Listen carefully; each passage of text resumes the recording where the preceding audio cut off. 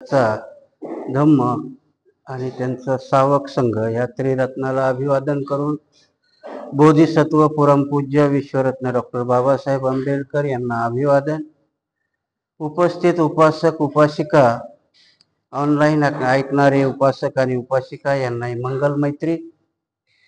वर्षावासामध्ये क्रांती आणि प्रतिक्रांती ह्या ग्रंथाचं आपण पठण करतो. कालपर्यंत आपण बघितलं की ब्राह्मणशाही आणि ब्राह्मणशाहीने वर्ण आणि जाती कशा निर्माण केल्या आणि कशा करता निर्माण केल्या हे आपण काल बघितलं. मला वाटतं आज नागपंचमी आहे आणि म्हणून काय नागपंचमीच्या वारुळात सापाला दूध घेऊन नाही गेले ना बाकीचे. कारण आज नागपंचमी, तर नागपंचमीची थोडीशी माहिती आपल्याला असावी.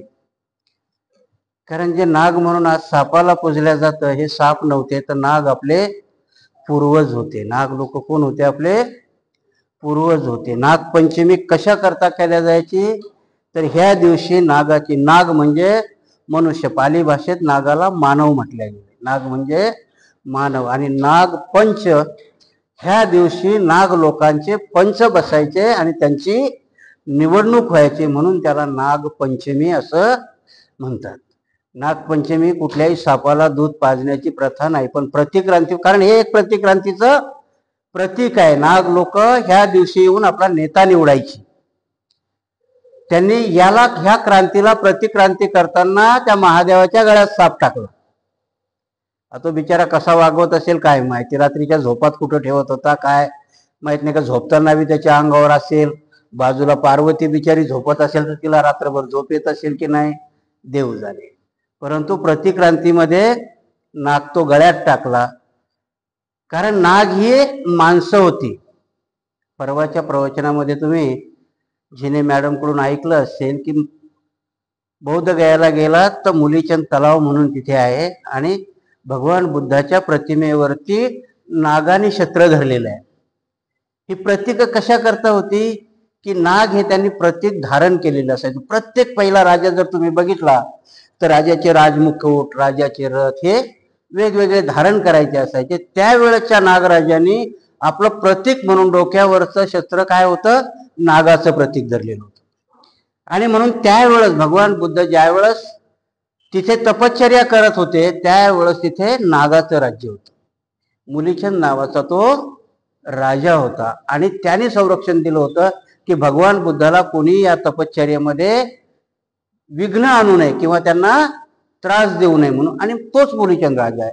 ह्याच नागपंचमीच्या दिवशी त्या नागराजांची अशी, त्यांच्या महाभारतामध्ये तुम्हाला नागाचा विषय, पण ते नागाला साप रूपात दाखवतात की अर्जुनाने खांडव वन जेव्हा जाळलं तेव्हा त्याच्यामध्ये सगळी नागाची वस्ती जळाली आणि त्याच्यामध्ये फक्त तक्षक नावाचा एक नाग शिल्लक राहिला होता. म्हणजे तक्षक नावाचा एक नाग म्हणजे नागवंशीय शिल्लक राहिला होता. आणि तेव्हापासून बाबासाहेब सांगतात की क्रांती आणि प्रतिक्रांती, कारण नाग लोक कोण होते? तर बौद्धाला अनुसरणारे होते, भगवान बुद्धाचे पाईक होते, सेवक होते, बुद्ध धर्मी अनुयायी होते. आणि तो इतिहास तेव्हापासून चालत आलेला आहे की तुमच्या ब्राह्मण संस्कृती आणि बौद्ध संस्कृतीचा तो संघर्ष आहे. शेषनाग म्हणतात, कारण ही 5 जे नाग आहेत, शेषनाग, तक्षक, करकटक, ही जी नागाची प्रकार आहे. शेष म्हणजे काय की ब्राह्मणशाहीमध्ये या नागाचा पराभव झाला. शेष म्हणजे बाकी, आपणही म्हणतो की नाही, वजा बाकी केल्यावर शेष जे राहील ते बाकी किंवा शिल्लक, तसा त्या नाग लोकातला तेवढाच एक शिल्लक राहिला होता आणि त्याचे आपण वंशज आहोत त्या एका नागाचे, म्हणून त्याला शेष नाग म्हटलं. बाकी राहिलेला तो एक नाग. असं हे नागपंचमीचं वैशिष्ट्य आहे. पण त्याला विकृत केल्या गेलं, त्याला सापाचा हे दिल्या गेलं आणि त्याच्यामध्ये विकृती केल्यामुळं मग ते स्वीकारायचं की नाही स्वीकारायचं. पण नागपंचमी हा आपला खरा बौद्धाचा सण आहे. त्या दिवशी नाग लोकाचा नेता निवडला जायचा. नाग लोक आपल्या नेत्याची निवड करायची आणि म्हणून त्यांनी त्याला विकृत केल्यानंतर वारुळामध्ये दूध घेण्याची प्रथा लावून दिली. आणि अक्षरशः एवढं खोटं आहे की साप हा मांसाहारी आहे, तो दूध पीत नाही. ही प्रकृतीचा नियमही त्या लोकांना माहिती नाही, पण सापाला दूध पाजलं पाहिजे अशी प्रथा त्यांनी पाडून टाकली. साप कधीही दूध पीत नाही, कारण अंड्यातून साप जन्माला येतो. कुठले प्राणी दूध पितात की जे सस्तन असतात, जे आईच्या गर्भातून जन्माला येतात. मग ते पक्षी असो प्राणी असो, पक्ष्यामध्ये तर अंड्यामधूनच जन्माला येतात, पण वाहक, सिंह, बकरी, शेळी हे आईच्या गर्भातून जन्माला येतात, तेवढेच प्राणी दूध पितात. सापाला तर ऐकूही येत नाही. तुम्ही जर विज्ञान शिकला असाल तर सापाला ऐकू येत नाही आणि तो दूधही पित नाही. म्हणून ह्या ज्या प्रथा पाडल्या त्या क्रांतीला, प्रतिक्रांतीचं एक कारण होतं. कारण प्रत्येक तुमचे सण, प्रत्येक हे क्रांतीला प्रतिक्रांती दिलेली, झालेल्या क्रांतीला प्रतिक्रांती आहे. म्हणून आजचा जो सण आहे तो जरी बौद्धाचा असला पण त्याला विकृत केल्यामुळं, मग जसं मला वाटतंय कोणीतरी म्हटलेलं आहे की बाबासाहेब म्हणून म्हटलं की कोणी म्हटले माहिती नाही, की जर तुमच्या जवळचे बदाम शेणात पडले तर जसे तुम्ही उचलत नाही, सोडून देता ना, कारण आता ते घाण झाले, तशाच तुमच्या ह्या प्रथा आता विकृत केल्या, म्हणून त्या मानण्याची काही गरज नाही.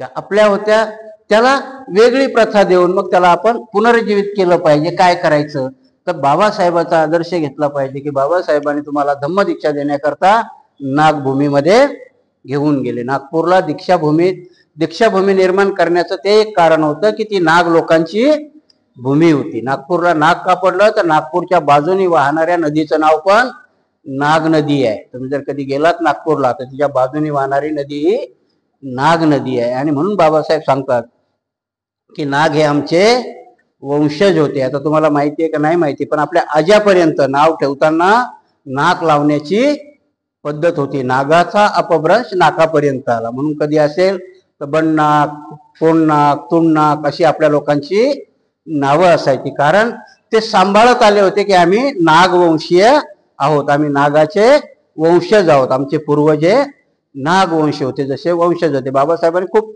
इतिहास लिहिलेला आहे त्याच्यामध्ये की नागाचं राज्य कधी होतं, कुठे होतं, काय होतं. ते प्रतिक्रांतीचंच एक फलित आहे. पण आपण तिकडे न जाता आजचा विषय काय आहे आपण त्याच्यावर बघूया. काल आपण बघितलं होतं की ब्राह्मणशाहीमध्ये वर्ण आणि जाती कशा निर्माण झाल्या आणि का निर्माण केल्या गेल्या, त्याचं आपण काल बघितलं. आज आपण बघणार आहोत ब्राह्मणशाही आणि स्त्रियावरती काय झालेलं आहे नेमकं, आणि ब्राह्मणशाहीमध्ये स्त्रियावरती अन्याय झाले, अत्याचार झाले की काय झालं, आणि बाबासाहेब त्याला कुठले कुठले पुरावे देतात, आज आपण ते बघूया. स्त्रियांच्या विवाहाबाबत म्हणून जारी केलेले कायदे असे आहेत. योग्य वाळी जो मुलीचा विवाह करीत नाही तो पिता दोषी असतो. जरी मुलगी वयात आलेली नसली तरी नियमानुसार पित्याने स्वजातीमधील अनुरूप मुलाशी तिचा विवाह करून द्यावा. या नियमानुसार मुलगी वयात आलेली नसतानाही, म्हणजे ती लहान असताना तिचे लग्न करण्याचे आदेश म्हणूनही दिलेले आहेत. बाबासाहेब मनुस्मृतीच्या खंड 9 आणि श्लोक 4, खंड 9 व 88 श्लोकानुसार सांगतात की मनुस्मृतीने म्हणून सांगितलं की जर मुलीचं लग्न वयात यायच्या अगोदर केलं नाही तर त्याचा दोष कोणास दिला जातो, पित्यास दिला जातो. म्हणून आजही काय म्हटलं जाते की मुलीच्या बापाला मुलगी ही आपल्या छातीवरची धोंड वाटते, म्हणतात की नाही आजही, की मुलीचं लग्न जोपर्यंत होत नाही, मुलीचं लग्न झालं की बाप म्हणतो माझ्या छातीवरचा दगड खाली झाला. कोणी केलं हे? म्हणून केलं. आणि तेही कसं विकृत केलं की ती वयात यायच्या आतच तिचं लग्न केलं पाहिजे. आणि बाबासाहेब हे 2 श्लोक देतात. म्हणून दोष कुणाला दिला तर बापाला दिला, कारण लहान वयात मुलगी स्वतःचा साथीदार निवडू शकेल का? नाही निवडू शकणार. आणि म्हणून त्याने बापावर रिस्ट्रिक्शन घातलं की मुलगी वयात यायच्या आतच त्या बापाने तिचं लग्न केलं पाहिजे. आता याच्यामध्ये बाबासाहेबांनी तेवढा श्लोक दिलाय, पण दंडही ठेवलेला आहे त्याच्यामध्ये की जर वयात यायच्या आत मुलीचं लग्न नाही झालं तर मनुस्मृतीने काय शिक्षा बापाला दिलेली आहे ते त्याच्यामध्ये. आपण तेवढ्या याच्यात आता जायला नको.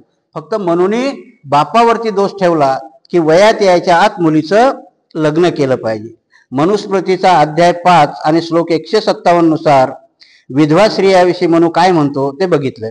विधवा स्त्रीने स्वतःच्या सुखासाठी फुलं, फळं, मूळ यावर मुक्तपणे जीवन कंठावे, परंतु पती निधनानंतर दुसऱ्या पुरुषाच्या नावाचा उच्चारही करता कामा नये. पती निधनानंतर पुत्रप्राप्तीसाठी विधवा स्त्रीने पुन्हा विवाह केला तर तिला काळिमा लागेल, स्वर्गात तिला पतीच्या जवळ स्थान मिळणार नाही. श्लोक 5 व 162 नुसार स्त्रीला पतीखेरीज इतरापासून गर्भ राहिला तर ती अनावरत संतती असेल. जन्म देणाऱ्या दुसऱ्या पुरुषाची पत्नी ही त्याचा स्वीकार करणार नाही किंवा त्या स्त्रीचा स्वीकार करेल असा दुसरा कोणताही पती तिला मिळणार नाही. इथे विधवा स्त्रियासाठी मनू हे 3 कायदे पाडतो. जसं बाबासाहेबांनी मागच्याच प्रकरणात सांगितलं की इथे तो लग्न न झाल्यानंतर स्त्रीने जर मूल पैदा केलं तर त्याला व्यभिचार म्हणतात. पण बाबासाहेब व्यासाचं उदाहरण देतात की त्याच्यामध्ये एकाचाही विवाह झालेला नाही. व्यासाची उत्पत्ती कशी आहे? पराशर ऋषी आणि मत्स्यगंधे यांचा विवाह न होताही व्यासाची उत्पत्ती आहे, पण तरी त्याला कोणी व्यभिचारी म्हणत नाही. परंतु हा म्हणून बाबासाहेबाला इथं सिद्ध करायचंय की ह्या ज्या सगळ्या कहाण्या आहेत ह्या बुद्ध तर पूर्व काळामध्ये निर्माण केलेल्या, कारण बुद्धाच्या काळामध्ये विनय आणि नीती याला खूप महत्व होतं आणि हा अनाचार वाढू नये म्हणून भगवान बुद्धाच्या याच्यामध्ये 3रं शील आहे ना, मी व्यभिचार करणार नाही, हे 3रं शील दिलेलं आहे.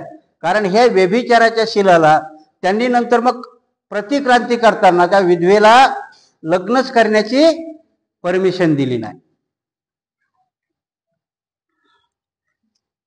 विधवा स्त्रियासाठी असलेला असा हा कायदा आहे. पतीच्या चित्तेवर बसून मृत्यूला कवटाळणाऱ्या सतीचाही उल्लेख करण्यात आलेला आहे. तथापि मनूने त्यावर मौन पाळले. मनू इतकाच अधिकारी असलेल्या यज्ञवल्क्याच्या मते विधवा स्त्रीने एकाकी जीवन जगता कामा नये.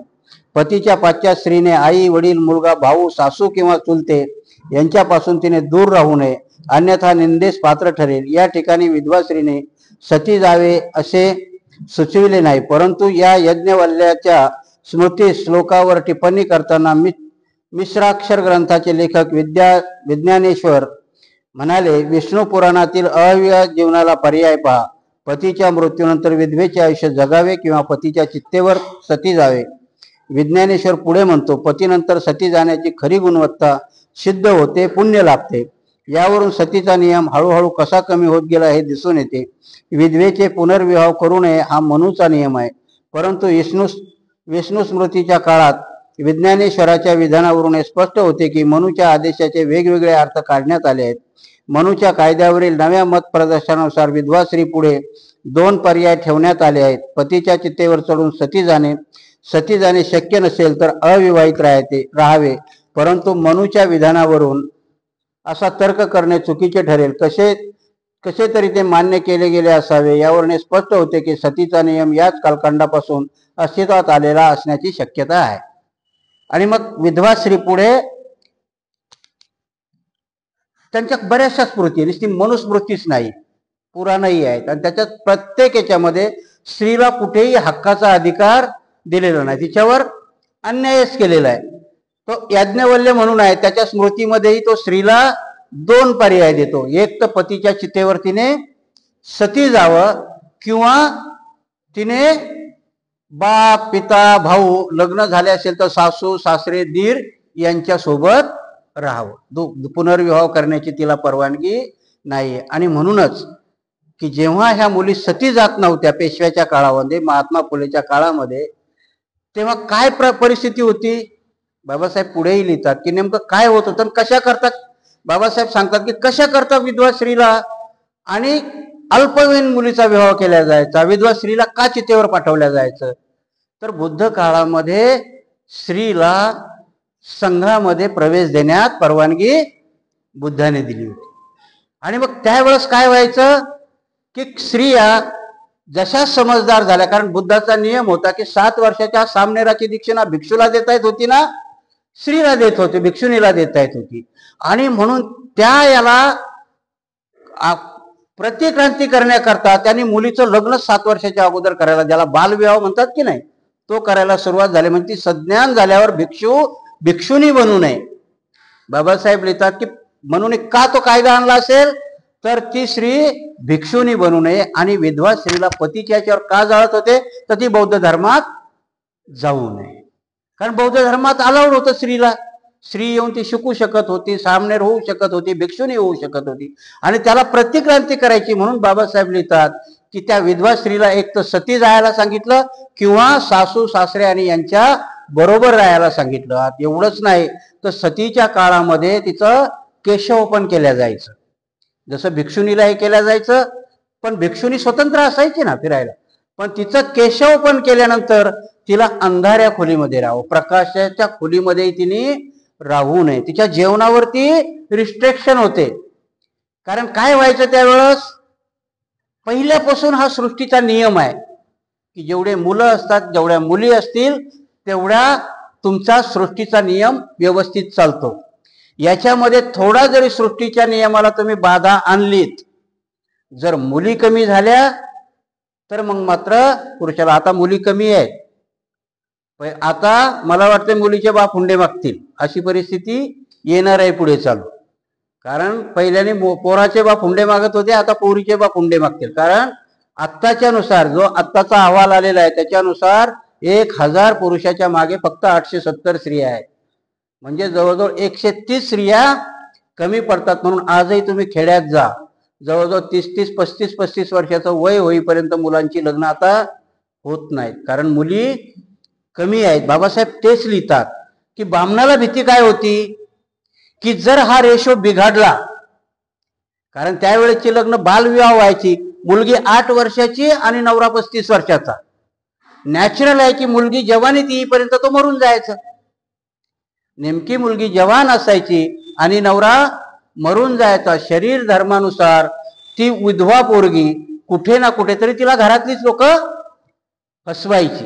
म्हणून महात्मा फुलेंनी आपल्या घरी त्यावेळेस पुण्याच्या याच्यामध्ये पाठी लावली होती. कारण मग काय करायचे त्या विधवा स्त्रीच्या पुढे, पर्याय काय असायचा, घरातलाच माणूस तिच्याशी अनैतिक संबंध करायचा. त्यावेळेस कुठलेही साधनं नव्हती गर्भपाताची, आणि मग त्या स्त्री पुढे पर्याय एकच असायचा की तिने आत्महत्या करावी. कारण स्त्रीलाच कलंकित ठरल्या जायचं, तिच्या बरोबर कुकर्म करणाऱ्या माणसाला कुठलाही दंड देण्याची प्रावधान त्या मनुस्मृतीमध्ये नाही. आणि मग स्त्रिया काय करायच्या, कारण ती अल्पवयामध्ये झालेली विधवा स्त्री जवानीत आल्यानंतर कुठल्या तरी, एक तर तिच्या चुकीमुळे किंवा तिला तिच्या घरातल्याच नातेवाईकांनी अनैतिक संबंधात फसवल्यामुळे गर्भधारणा झाली की ती आत्महत्या करायची. म्हणून सावित्रीबाईंनी आणि महात्मा फुलेंनी त्यांच्या घरामध्ये पाठी लावली होती पुण्याला की कुण्याही विधवानी आत्महत्या करू नये, आमच्या घरी यावं, सुखरूप बाळांपण करून घ्यावं, वाटलं तर बाळपण इथेच सोडून जावं. आणि सांगतो तुमच्या वेळेस की महात्मा ज्योतिबा फुलेच्या त्या विधवा विवाहाच्या याच्यामध्ये 35 स्त्रियांनी आपल्या प्रसूती केली. त्या सगळ्याच्या सगळ्या ब्राह्मणांनी होत्या टोटल. त्यावेळेसही प्रतिक्रांतीमध्ये आपल्या लोकांनी सांभाळून ठेवलं होतं. शूद्र अतिशूद्रामध्ये पुनर्विवाह होत होते, त्यांनी त्या प्रथा पाळल्या नव्हत्या, ती बंडखोरी केलेली होती. आणि त्यांनी दुर्लक्ष का केलं होतं, कारण सती जायला त्यांना परवानगी नव्हती. शूद्रांच्या स्त्रीनी सती जाऊ नये, कारण तिला स्वर्गात जागा भेटत नाही. सती जाण्याचं एक मोठं कारण काय सांगितलं होतं की तिला नवऱ्याबरोबर स्वर्गात जागा भेटते. तिथं वर खोल्या बांधलेल्या आहे, तिथं गेलं की नवऱ्याबरोबर तिलाही जागा भेटते. आणि म्हणून मग त्यावेळेच्या महात्मा फुलेनं लिहिलं होतं की नवरा मेल्यावर तिलाच का सती जायचं, ती मेल्यावर नवऱ्याला बी जाळा ना, दोघांनाही जागा मिळेल. पण नवऱ्याला जाळण्यात येत नव्हतं. समस्या लिहिली बाबासाहेबांनी पुढे की विधूर आणि विधवा असे 2 प्रकार व्हायचे ना. जर बायको मेली तर नवरा विधूर होतो आणि नवरा मेला तर बायको विधवा होते. परंतु स्त्रीला मात्र सती जाणं, सती नाही गेलं तर तिने हे केलं. तेच महात्मा फुलेंनी ज्या 35 की 36 मुलींची बाळातपण केली होती त्या सगळ्याच्या सगळ्या ब्राह्मण होत्या. त्यातल्याच एका काशीबाई नावाच्या मुलीचा मुलगा महात्मा फुलेंनी आणि रमाबाईंनी, सावित्रीबाईंनी दत्तक घेतला होता. त्याचं नाव यशवंत. त्याच्यावरतीच प्रेरणा घेऊन बाबासाहेबांनी आपल्या मुलाचं नाव काय ठेवलं होतं, यशवंत. भैयासाहेबाचं नाव काय आहे, यशवंत आंबेडकर. आणि त्या यशवंताला नुसतंच त्यांनी वारसा नाही दिला, तर त्यांनी आपल्या संपत्तीचा पूर्ण हक्क दिला. पण जेव्हा महात्मा फुले वारले त्यावेळेस त्या यशवंताला ह्या लोकांनी अग्नी देऊ दिला नाही. कारण तो काय सांगितला की तो रक्ताचा जन्मलेला तुमचा मुलगा नाही, यांच्या प्रॉपर्टीचा हक्क मिळावा. म्हणून महात्मा फुलेच्या भावाने आग्रह केला होता की माझ्या मुलीने त्यांना आग्रह द्यावा. बघा त्यावेळेस सावित्रीबाई पुढे आल्या आणि त्या म्हणाल्या त्याला नाही देऊ देत तर माझ्या नवऱ्याला अग्नी मी देईन. म्हणजे त्यावेळेस केलेली ती बंडखोरी प्रतिक्रांती आहे सावित्रीबाईची, की पहिली आपल्या नवऱ्याला अग्नी देणारी बाई कोण आहे तर सावित्रीबाई फुले आहे. इथे ते लिहितात. आणि सावित्रीबाई फुले विधवा झाल्यानंतरही सत्यशोधक समाजाची चळवळ ते आपल्या हातामध्ये घेतात.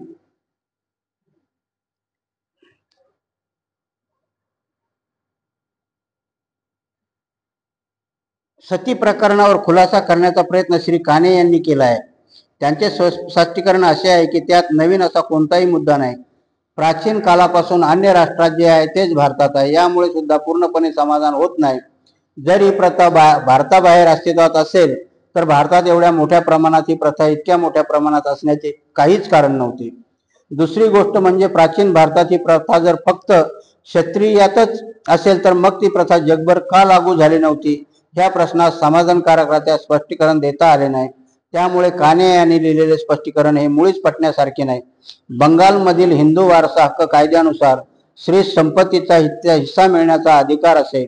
स्त्रीला ही वारसाने मिळणारी संपत्ती मिळू नये म्हणून पती निधनानंतर तिला सती जाण्यास भाग पाडले जात असे. यामुळे बंगालमध्ये सती जाण्याचे प्रमाण अधिक आहे, परंतु ही प्रथा भारतभर होती. बाबासाहेब दुसरे एक कारण लिहितात की पश्चिम बंगालमध्ये बापाच्या इस्टेटीमध्ये स्त्रीला अधिकार होता.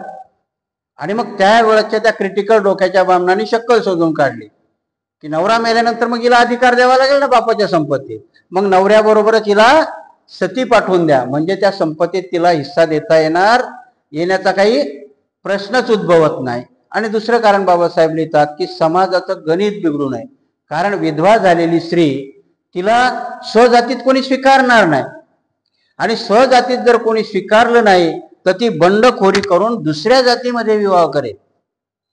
होऊ शकतं ना तसं, की जर आपल्या स्वजातीमध्ये आता विवाह तर होतातच.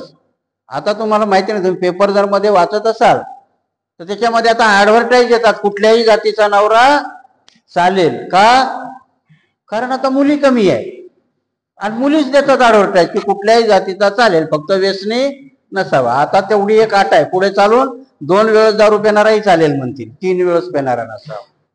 कारण काय होतं, एकदा गणित बिघडलं की समाजाचे सगळे कायदे बिघडतात. आणि म्हणून बाबासाहेबांनी सांगितलं की त्यावेळेस त्यांनी केलं की जर समजा आता तुम्ही गृहीत धरा ना की बामणामधल्या स्त्रिया विधवा झाल्यानंतर स्त्रियाचं प्रमाण जर वाढलं, एक तर त्यांच्यातले पुरुष पुनर्विवाह त्यांच्याशी लग्न करणार नाहीत, कारण त्यांच्याकरता प्रथम वर्ग स्त्री अवेलेबल आहे. मग ही स्त्री बंडखोरी करेल ना. जर तुम्ही समाजात माझ्या बरोबर कोणी लग्न नाही करत तर ती खालच्या समाजाबरोबर लग्न करेल, आणि मग ते ब्राह्मणाला परवडणार नाही. म्हणून तो क्रूर कायदा बनवला, एक तर तिची हत्या करा किंवा तिला घराच्या बाहेर निघू देऊ नका. बाबासाहेब हे 2 कारण सांगतात की विधवा स्त्रीला अशा कारणाने म्हणून हे कायदे बनवले, घोडचूक केली. म्हणून ब्राह्मणशाहीतली स्त्रियावरची ही पहिली प्रतिक्रांती आहे. तुम्ही जर विचार केला असेल तर बौद्धामध्ये प्रत्येक स्त्रीला भिक्षुणी होण्याचा अधिकार दिले. पहिल्याने जरी बुद्धांनी नाकारलेला असेल, पण जर तुम्ही स्त्रिया बघितल्या ज्या झालेल्या आहेत त्या प्रत्येक जाती धर्मातली स्त्री ही बौद्ध झालेली आहे. पण ती नुसती विवाहितच नाही झालेली, तर ती अविवाहितही झालेली आहे, विवाहितही झालेली आहे, विधवाही झालेली आहे. आणि म्हणून प्रत्येक कॅटेगरीच्या याला भगवान बुद्धांनी स्वातंत्र्य दिलेलं आहे त्या स्त्रीला.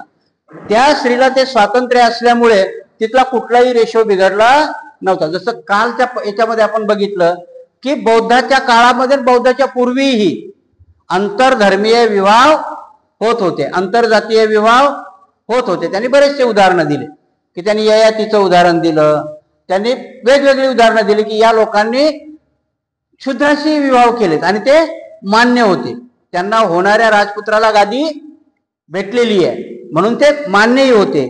परंतु कारण तो बुद्धाच्या पूर्वीचा काळ होता, तिथे वर्ण जरी असतील तर वर्ण हे गुणानुक्रमाने होते.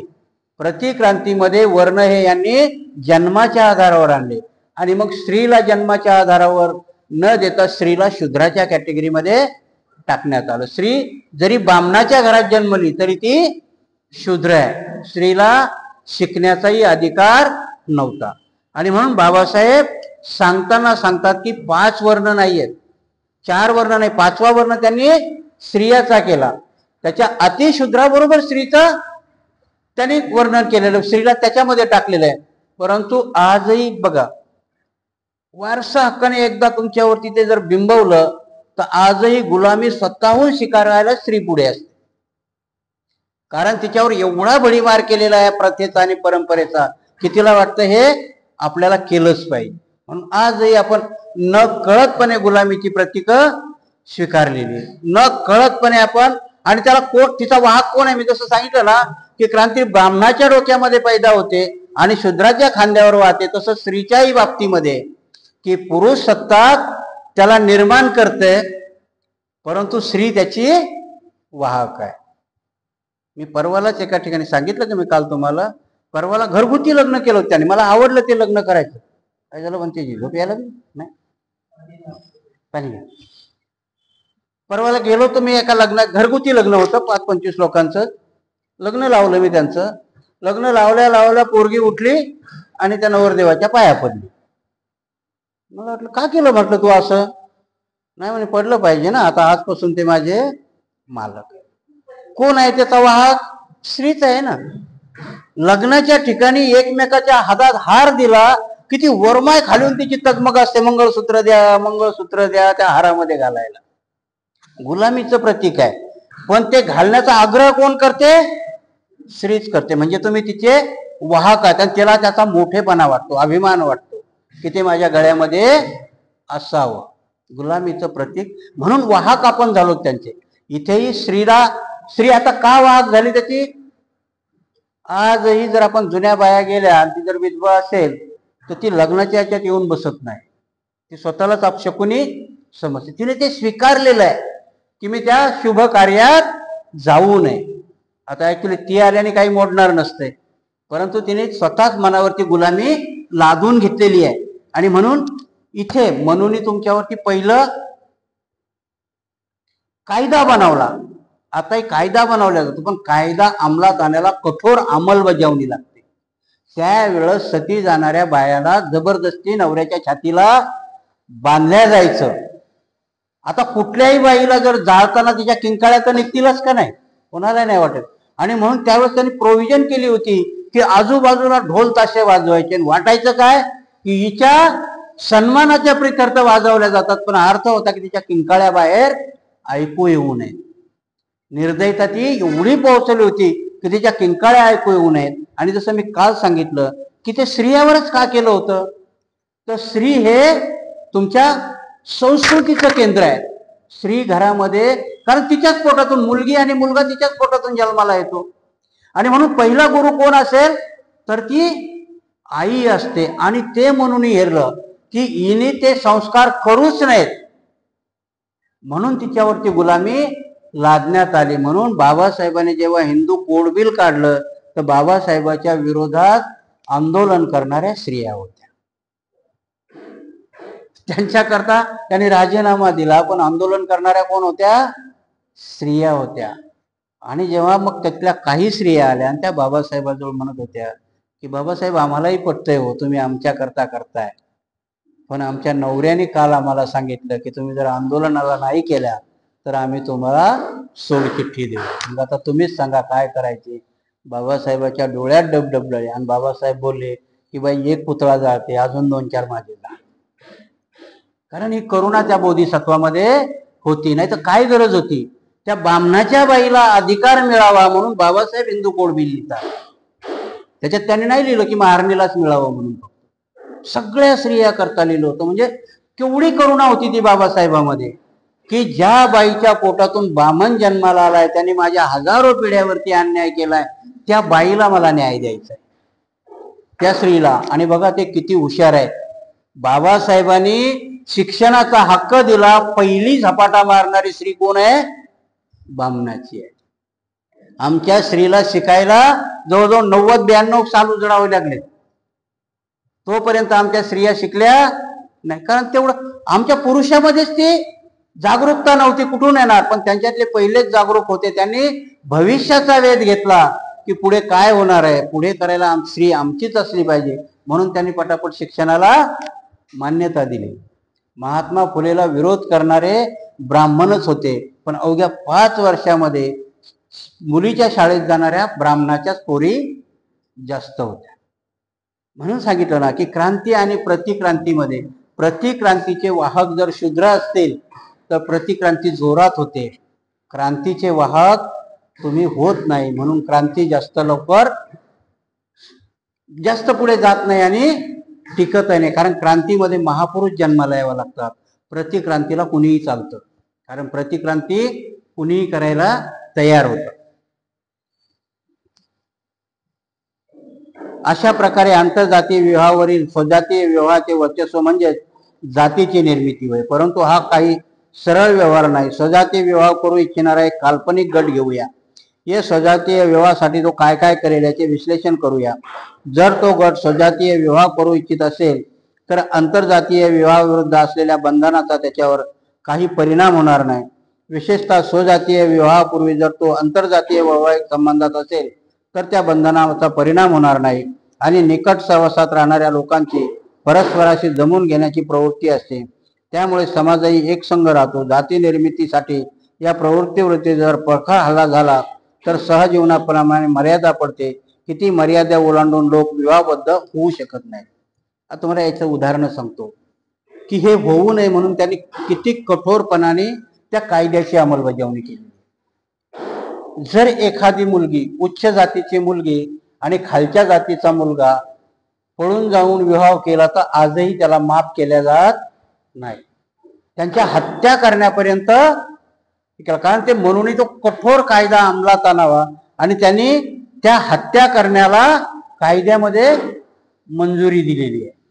आताच्या घटनेने जरी तुम्हाला दिलं असेल पण तुम्ही बऱ्याचशा गोष्टी ऐकत असाल की त्या मुलीला जर तिने कनिष्ठ जातीबरोबर विवाह केला तर तिचे आई वडील त्या मुलाला आणि मुलीलाही मारून टाकतात.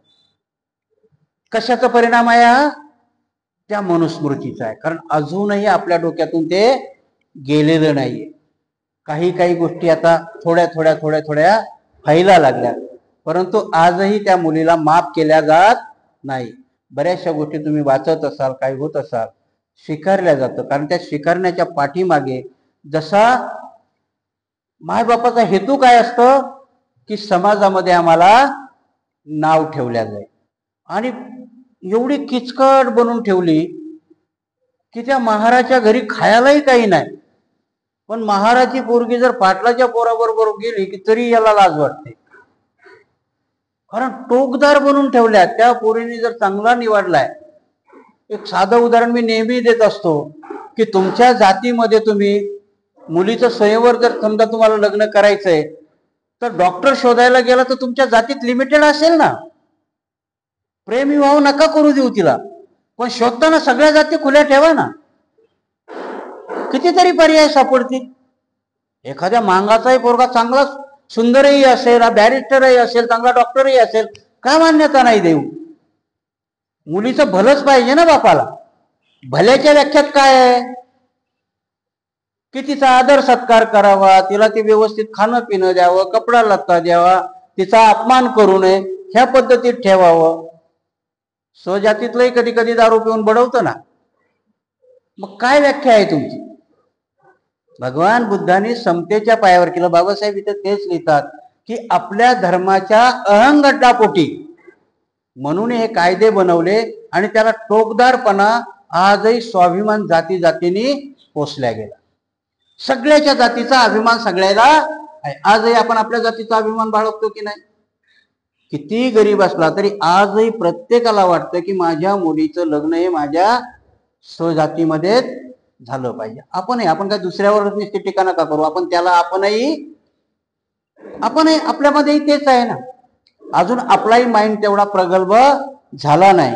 मी मागं उदाहरणात सांगितलं होतं की ते कांबळे आहे मातंग समाजाचे, त्यांनी बौद्ध धर्माची दीक्षा घेतली, बौद्ध धर्म स्वीकारला आणि ते म्हणे मग मला मांगही बायको द्यायना आणि महारही द्यायना. महार म्हणायचं हे मांगाचं आहे आणि मांग म्हणायचं हे महार झालं.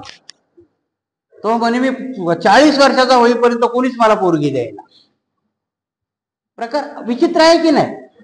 क्रांती आणि प्रतिक्रांतीला आपल्याला जोड देतात आणि म्हणून ते कांबळे म्हणतात नाविलाजीने एक मांग तयार झाला आणि त्या मांगाने मला पोरगी दिली. जिवंत आहेत ते, मला त्यांचं नाव आहे ना आता, हासू कुमार कांबळे. म्हणून आपण त्याचे वाहक कसे आहोत की आम्ही अभिमानाने सांगतो बौद्ध धर्म वाढला पाहिजे. अरे वाढायला महाराज संपले ना आता, मग कोणाच वाढवणार आहात तुम्ही? मांगात जायचं, मांगाच्या पोराला पोरगी नाही द्यायची, कसा बुद्ध धर्म वाढेल? बरं त्याची द्यायची नाही, त्याची करायची बी नाही, कसा वाढेल बौद्ध धर्म?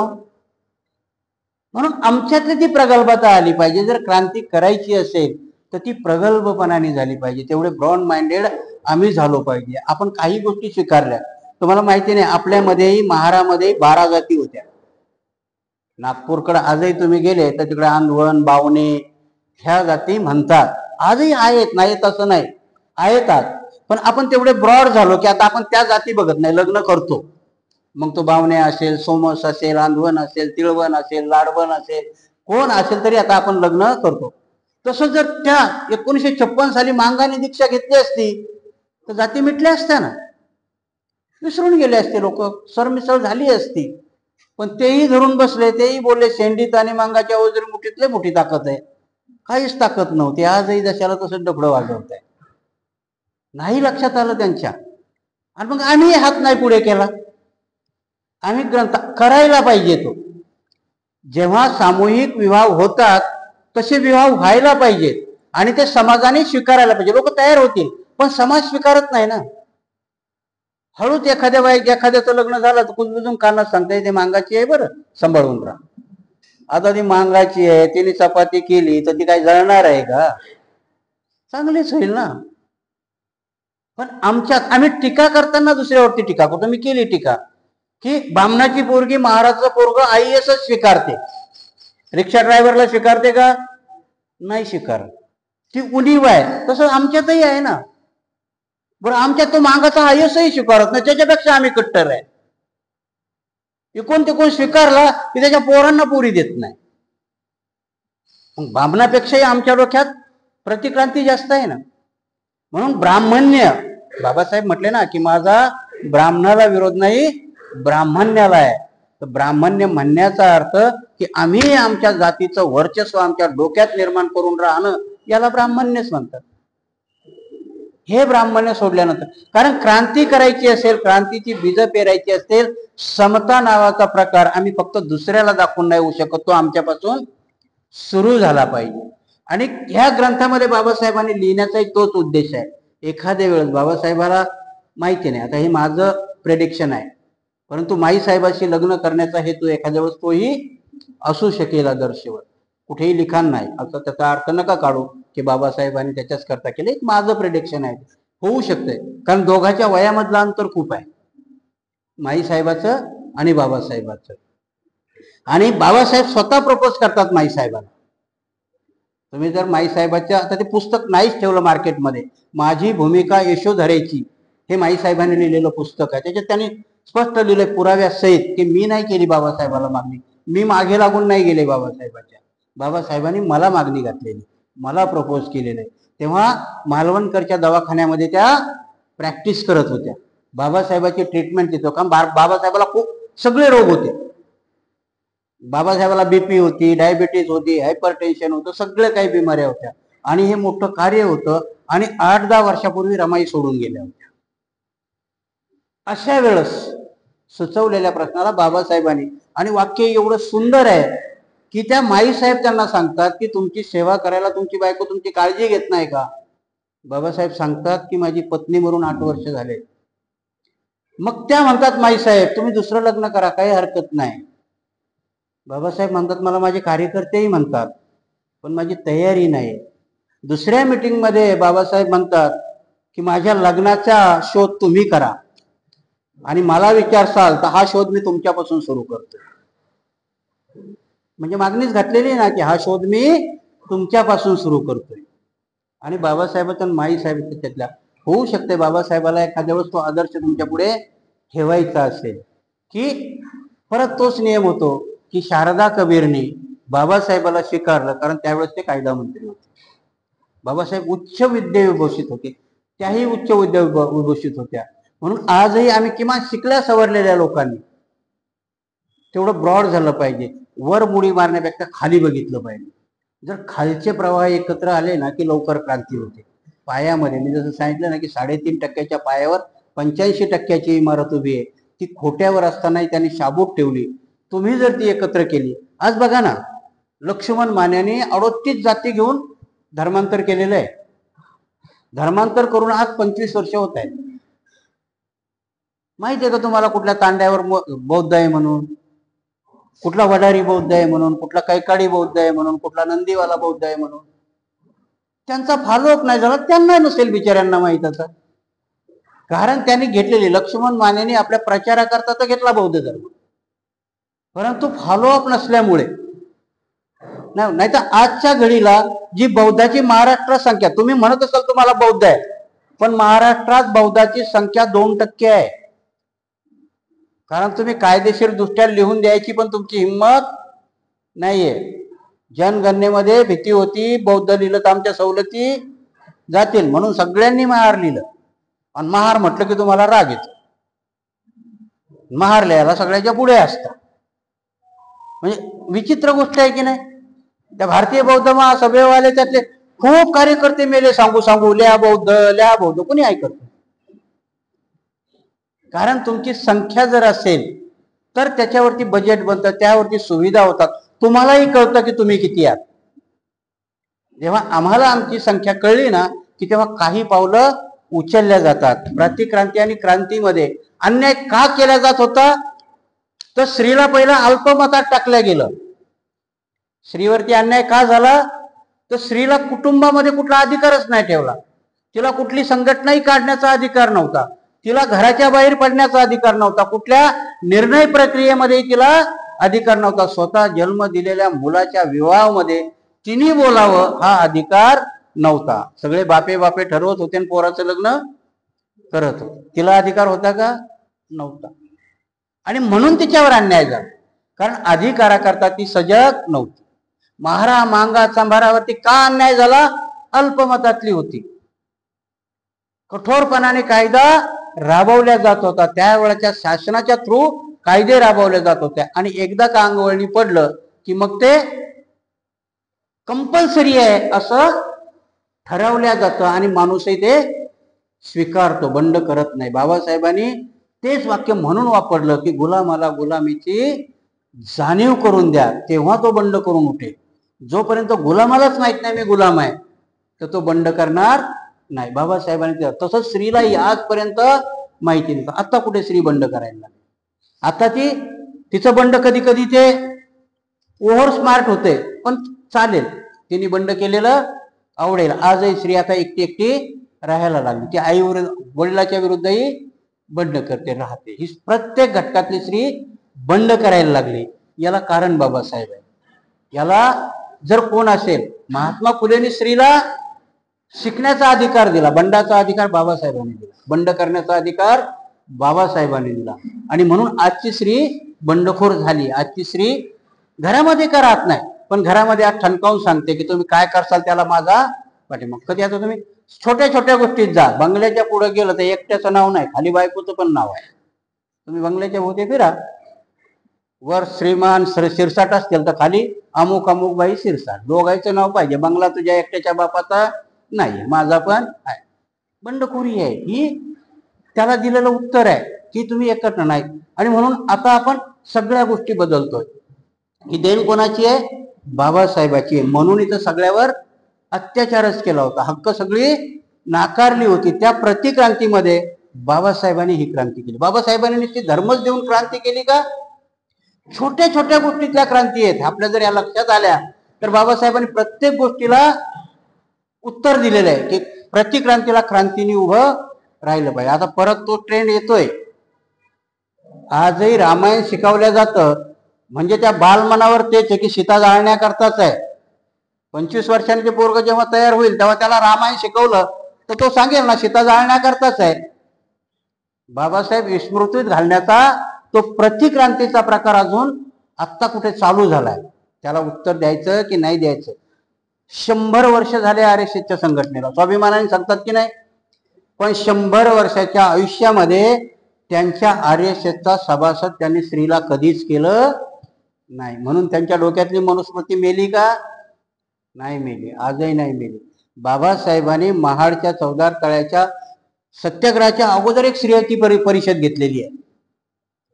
स्त्रियाची परिषद घेऊन बाबासाहेब त्या स्त्रियांना सांगतात, अनाडी स्त्रिया आहेत आपल्या आया पहिल्या, त्या स्त्रियांना बाबासाहेब सांगतात नवीन कपडा नाही मिळाला तरी चालेल, जुना आहे पण तो चांगला धुवून वापरा, कारण माझ्या संघटनेची खरी ताकद ही कोणावर आहे?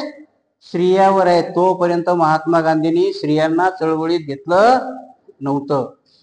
त्याच्यानंतर त्या महात्मा गांधीच्या लक्षात येतं आणि मग तो स्वातंत्र्याच्या आंदोलनात स्वतःच्या बायकोला सरोजिनीबाई यांना काय कस्तुरबांना उतरवतो आणि मग तिथून स्त्रियाही त्यांच्या ह्याच्यात यायला लागतात. पहिली जर चळवळ कोणी केली असेल तर ती बाबासाहेबांनी. म्हणून सांगितलं ना की स्त्रियांचा पाया महात्मा फुले आणि सावित्रीबाईंनी रचला असेल तर बाबासाहेबांनी तुम्हाला बंडखोरी दिलेली आहे. बाबासाहेबांनी तुम्हाला हक्काकरता कसं लढायचं हे आजच्या स्त्रीला शिकवलेलं आहे आणि ती शिकते. परंतु ह्या प्रतिक्रांतीमध्ये आपण आजही पितृसत्ताक म्हणून पुरुष सत्तेच्या तेवढ्या कोंदटातून अजून बाहेर आलो नाही, कारण पुरुष तिला बाहेर येऊ देत नाही. आजही तिच्यावरती वर्चस्व गाजून आहे. अशा प्रकारे काही असले तरी विवाह प्रतिबंध करणारे वर्तुळ भेदणे तितके सोपे नाही. म्हणून आजपर्यंतही की जरी बंडखोर झाल्या असल्या तरी त्या चौकटीच्या बाहेर जाण्याचं प्रमाण खूप अल्प आहे, अत्यल्प आहे. पण त्यांनी एक साध्य झालं की जे प्रकार पहिल्यानी होत होते ते प्रकार आता नाही होत, पण कधी कधी उफाळून येतो तो राग त्यांच्या मनात. दोन प्रकार तुमच्या मी समोर ठेवे. महाराष्ट्रामधलेच दोन प्रकार की जेव्हा खैरलांजी होते तेव्हा आंदोलन करणारा फक्त महाराष्ट्र. आणि किती निर्गुण झालेलं आहे खैरलांजी, विसरू नका कधी, नेहमी तुमच्या डोक्यात असू द्या ती खैरलांजी. मुली आणि आईवरती सामूहिक बलात्कार करून त्यांना मारण्यात आलं. एवढंच नाही तर त्यांच्या गुप्तांगाच्या विटंबना करण्यात आल्या आणि आंदोलन फक्त खाली मांगानी पण नाही केलं. मी मुद्दाम जाहीर सांगतोय, फक्त त्यावेळेस आंदोलन कोणी केलंय? महाराजांनी केलं, कारण ती महाराजी. परंतु तेच आंदोलन 40 मोर्चे निघले मराठ्यांचे. काय कारण होतं? कोपर्डीच्या एका मुलीवरती एक मागासवर्गीय, तेही महार नव्हते, चर्मकार आणि मातंगाचे आहे, पण असा भास निर्माण करण्यात आला की हे महाराजा पोराने केले. 40 मोर्चे, लाखो लाखो करोडो करोडोचे निघाले. हा फरक आजही तुमच्या पुढे आहे. केंद्रीय लेवलवर गेलात तर त्या दिल्लीच्या पोरीवर बलात्कार झाला, तिचा मृत्यू झाला, अख्खा भारत पेटला. व्हायला पेटायला पाहिजे, पण सांगण्याचा उद्देश आहे की आजही मनुस्मृती डोक्यात आहे की आमच्या खैरलाजीची प्रियंका, त्यांना त्यांची वाटत नाही, तिच्याकरता अख्खा महाराष्ट्रही पेटत नाही, देश तर पुढे राहिला. त्या प्रकरणामध्ये ॲट्रॉसिटी लागत नाही. त्या प्रकरणामध्ये त्यातले 4 आरोपी सुटतात. त्या गावाला तंटामुक्तीचं बक्षीस दिल्या जातं आणि आमच्या डोक्याला झिंझिण्या येत नाही. ही प्रतिक्रांतीची बीज आहेत. कारण सावरकर ते म्हणूनही म्हणतो की अस्पृश्याच्या स्त्रीवर जर त्यांनी बलात्कार केला तर त्याला सजा काय आहे? तर गाढवाच्या लघवीने दाढी करावी. किती विचित्र आहे त्या मनुस्मृतीमध्ये, प्रतिक्रांतीमध्ये. म्हणून हा ग्रंथ जर आम्हाला वाचला तर किती भयान आहे. आणि ते आत्ताही चालू आहे. गाढवाच्या दाढीने नसेल केलंय, परंतु त्या गावाला तंटामुक्तीचं बक्षीस देणं, अजून केवढा मोठा तंटा व्हायला पाहिजे होता त्या गावामध्ये. एका घरातली 4 पूर्ण कुटुंबच उद्ध्वस्त केलं.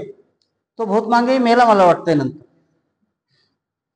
आणि तरी त्या गावाला तंटामुक्तीचा पहिलं पुरस्कार. म्हणजे त्यांना दर्शवायचंय की अस्पृश्याच्या स्त्रीची किंमत क्षुल्लक आहे, पण कोपर्डीच्या स्त्रीची किंमत खूप महान आहे. स्त्रीची कोणत्याही असो तिची किंमत महानच असायला पाहिजे. म्हणून बाबासाहेबही हिंदू कोड बिल महारणी करताना लिहितात, ते सगळ्या स्त्रिया करता लिहितात. त्याच्यामध्ये कुठलाही भेदभाव करत नाही. त्या सगळ्या स्त्री जातीला न्याय द्यावा म्हणून हिंदू कोड बिल लिहितात. नुसतंच लिहित नाहीत तर ते पास नाही झालं म्हणून त्या कायदी मंत्री पदावरती लातही मारतात. कारण हा बोधिसत्वाचा आणि क्रांतीच्या प्रणेताचा नियम असतो. प्रतिक्रांतीवाले कुठलीही नियती पाळत नाहीये.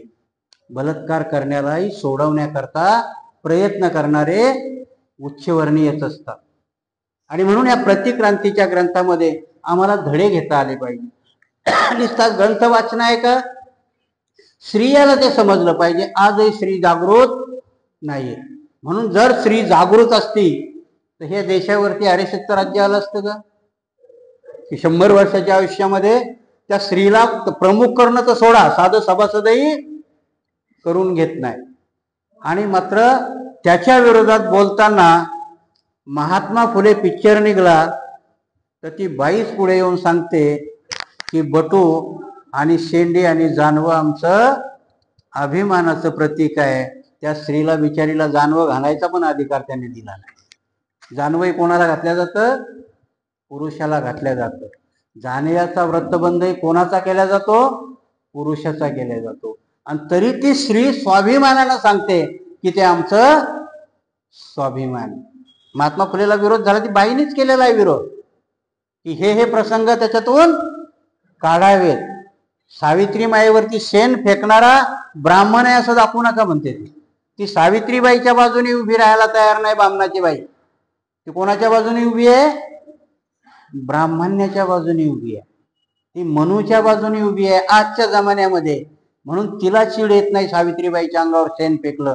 तिने शेण खाऊन शिक्षण दिलं, त्याची लाभार्थी ब्राह्मण आहे, तरी पण ती सावित्रीबाईच्या बाजूने उभं राहायला तयार नाही. ही प्रतिक्रांती आहे. कारण प्रतिक्रांतीचे वाहक भोगणारेच असतात, त्याच्या बाजूने उभे राहणारे भोगणारेच असतात. म्हणून ज्याच्यावर अन्याय होतो त्याच्या पहिल्या संवेदना मारल्या जातात. त्या संवेदना मारल्यानंतर ऑटोमॅटिक प्रतिक्रांती येते. त्याच्याकरता सजग राहावं म्हणून बाबासाहेबांनी ग्रंथ लिहिले. त्या बाया नाही राहिल्या तरी किमान तुम्ही जे 85% म्हणता त्याच्या बायांनी तरी जागृत राहिलं पाहिजे. प्रतिक्रांती नाही होणार त्याच्याकरता त्यांनी सजग राहिलं पाहिजे.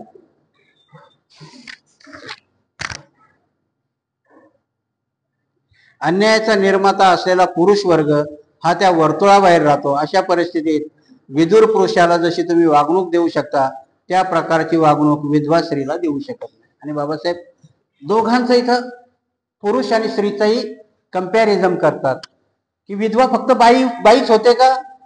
माणूसही विदुर होतो ना. पण माणसाला तेवढे चटके बसत नाहीयेत. माणसाला म्हातारपणापर्यंत लग्न करण्याची परमिशन देतात का? तर मनुस्मृतीमध्ये बाईला कमी लेखलं गेलं, पुरुषाला नाही. कारण पुरुषाला ती पूर्ण परवानगी दिली. काही ठिकाणी नियतीनुसार ते करत नाहीत, तो भाग वेगळा आहे, परंतु पुरुषाला सगळी सुरुवात दिली. म्हणून बाबासाहेब सांगतात की ह्या समानतेच्या वर्तुळामध्ये अन्याय करणारा पुरुष वर्ग असल्यामुळे त्या वर्तुळाच्या बाहेर तो विदुरही झाला तरी तो बंड करायला तयार नाही. म्हणून तुम्ही जर कधी अनुभवलं असेल की जेव्हा विधवा विवाह करावा हे सगळं पुरोगाम्यांनी ठरवलं, त्यावेळेच्या मला वाटतं काय नाव आहे त्यांचं, रानडे, न्यायमूर्ती रानडे, त्यांची पत्नी वारल्यानंतर वयाच्या 55 वर्षी ते 11 वर्षाच्या मुलीशी लग्न करतात, पण ते विधवेशी करत नाही. म्हणजे आपण जसं म्हणतो की दुसऱ्या सांगे ब्रह्मज्ञान आपण कोरडे पाषाण, म्हणून सुधारण्याची प्रक्रिया सांगतानाही आम्ही ती क्रिया दुसऱ्या करता सांगतो, आमच्या करता ती नसते. म्हणून बाबासाहेब आणि शिवाजी हे दुसऱ्याच्या घरात जन्माला यावं, माझ्या घरात नाही, कारण ते मला परवडणारे नाही. शिवाजी जन्माला यायचा आहे तर हातात तलवार घेऊन रोजचं मरण हातात घेऊन चालावं लागतं. बाबासाहेब जन्माला यावा तर 4 मुलांचे बली देऊन बायको पण गमवावी लागते. ही त्याग करण्याची वृत्ती आता आपल्यात आहे का? नाही. म्हणून नाही होत. बाबासाहेबांनी हे ग्रंथ त्याचाच करता लिहिले. बाबासाहेबाला माहित होतं की माझ्यासारख्या उंचीची माणसं निर्माण होणार नाहीये, परंतु आपल्या पुरते तरी पाहणारे काही प्रसंग आपल्या करताही आहेत ना. आज जर आपण कोपर्डी करता महार नसता लढला तर उद्या आपली कोपर्डी व्हायला वेळ झाला असता का? म्हणून हा लढवाया समाज लढला. लढून जेवढा काय न्याय मिळवता येईल तेवढा मिळवला. आणि म्हणून ह्या क्रांतीमध्ये सजग राहण्याकरता मी तुम्हाला शिकल्या सवरलेल्या लोकांना नेहमी बोलतो तेवढा दोष नाही देत, कारण त्यांची काही चांगली कृत्यही आहे. धनगराला कुंभाराला सवलती, ओबीसीला सवलती मिळाव्यात म्हणून आमची महाराजचीच पोरं जेलात गेलेली. आंदोलन तेच करत होती पॅन्थरवाली. त्या कुंभाराला धनगराला माहिती नव्हतं काय असते मंडल आयोग नावाचा प्रकार. आता शहाणे झालेत, आता खूप हे देतात, परंतु त्यांना मिळावं म्हणून लढणारी, कारण ही कोणाचं देण होती? बाबासाहेबाची, भगवान बुद्धाची देण आहे की दुसऱ्याकरता मी लढलं पाहिजे. मला तर मिळालं पण दुसऱ्याकरताही लढलं पाहिजे, तेव्हा समाज जिवंत राहतो. त्याचप्रमाणे की ह्या समाजामध्ये जसा विधवावरती अन्याय झाला, अन्याय विदुरावरती झालाय, नाही असं नाही, त्याच्याकडे शंकेनेच बघितलं जातं, पण जेवढा स्त्रियेवर होता तेवढा विदुरावरती नाही झाला. पत्नीच्या निधनानंतर तिच्या चितेवर पुरुषाचेही दहन करणे हे 2 प्रकारे घातक आहे. पहिली गोष्ट म्हणजे तो पुरुष असल्याने असे करणे शक्य होत नाही. जर तसे केले त्याचा दुराग्रही आत्मा जात गमावून असेल. त्यामुळे विदुराचा निकाल लावण्याचे फक्त 2 मार्ग सोयीस्कर आहेत, अशासाठी की तो गटातील एक महत्वाचा घटक आहे.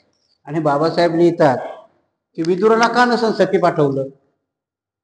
स्त्रीला एकदम स्वस्तात पाठवलं ना, काही कारण नाही. तेच कारण विदुराला, त्यानेही तर समीकरण बिघडत होतं ना. जर पुरुष कमी झाले आणि स्त्रिया वाढल्या तर नॅचरल आहे, स्त्रियाही बंडखोरी करतील ना. जर त्यांना त्यांच्या सजातीय जातीमध्ये नवरा नाही भेटला तर त्या दुसरीकडे शोधतील. आणि जर पुरुष जास्त झाले आणि स्त्रिया कमी झाल्या तर हे बंडखोरी करतील. मग विदुराला का नाही सती जायला सांगितलं? कारण ते वाढले असते तर त्यांनी दुसऱ्या जातीतल्या बायका केल्या असत्या ना. तुमच्या रक्ताचा संकर झालाच असता, पण विदुराला ती परवानगी नाही दिली. बाबासाहेब म्हणतात त्याच्यावर त्यांनी दुसरा तोडगा काढला की विदुराला जातीतलीच अल्पवयीन मुलीशी लग्न करण्याची परवानगी देऊन टाकली. त्याने दुसऱ्या बंडखोरी करू नये म्हणून काय केलं त्यांनी की त्या विदुराला अल्पवयीन मुलीची, आणि म्हणून विधवेचा प्रश्न निर्माण झाला. जास्त विधवा का निर्माण झाल्या की वयस्कर माणसाशी लहान वयातल्या मुलीचं लग्न लावून द्यायचं. नॅचरल सृष्टीचा नियम आहे की माणसाच्या आयुष्यात जो मोठा असेल तो लवकर मरेल. रोगराई नाही चाली तर सृष्टीचा साधा नियम आहे ना, आयुष्याचा जो मोठा असेल तो लवकर मरेल. त्यानुसार मग विधवाची संख्या जास्त असायची. आजही तुम्ही जर समाजात गेलात तर ठळक मानाने कोण दिसतंय? विधवा दिसतात ना. घरातला विदूर माणूस त्याच्याकडे कोणी जास्त लक्ष देते का? कोणी विचारलंय का हा म्हातारा विदूर आहे का बायकोवाला आहे? पण स्त्रीला विचारतात, ती अजूनही विचारतात. कारण ह्या प्रतिक्रांतीमध्ये, म्हणून बाबासाहेब म्हणतात की ब्राह्मण समानाने ब्राह्मण यांनी काय केलं असेल तर स्त्री जातीवरती एवढा अन्याय केला की तिला आजही उभं राहता येत. स्त्री आजही बरोबर आपल्या पायावर उभी आहे का? तुरळक 2% बंडखोरी आहे, 100% आहे का?